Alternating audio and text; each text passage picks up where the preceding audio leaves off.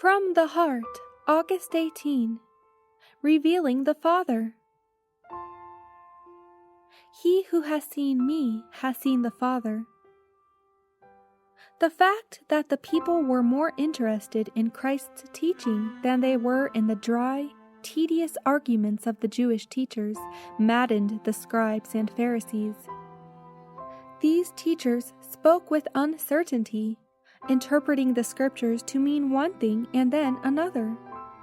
This left the people in great confusion.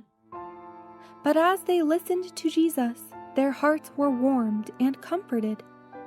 He presented God as a loving Father, not as an avenging judge.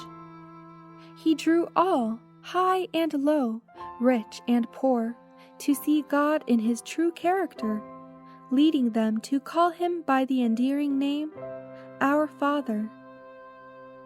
By loving words and by works of mercy, Christ bore down old traditions and man-made commandments and presented the love of the Father in its exhaustless fullness. His calm, earnest, musical voice fell like balm on the wounded spirit. He was revealing the image of God mirrored in Himself. He presented to His hearers the truths of the prophecies, separating them from the obscure interpretations which the scribes and Pharisees had attached to them. He scattered the heavenly grains of truth wherever He went. Determined to hear what Christ said to His disciples, the scribes and Pharisees kept spies on His track.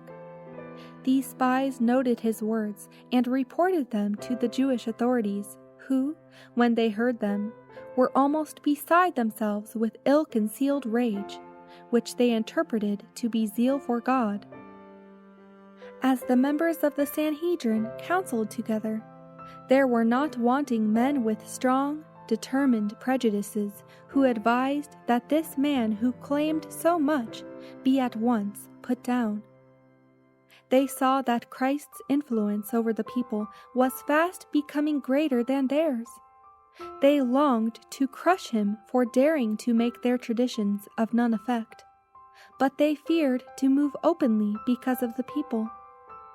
They thought that if they worked secretly, watching His words and actions, they would soon find such accusations against Him that He could be put on trial for His life. Christ was giving the rulers of Israel light which would make them inexcusable. Nothing was left undone that could be done to convince them of their error.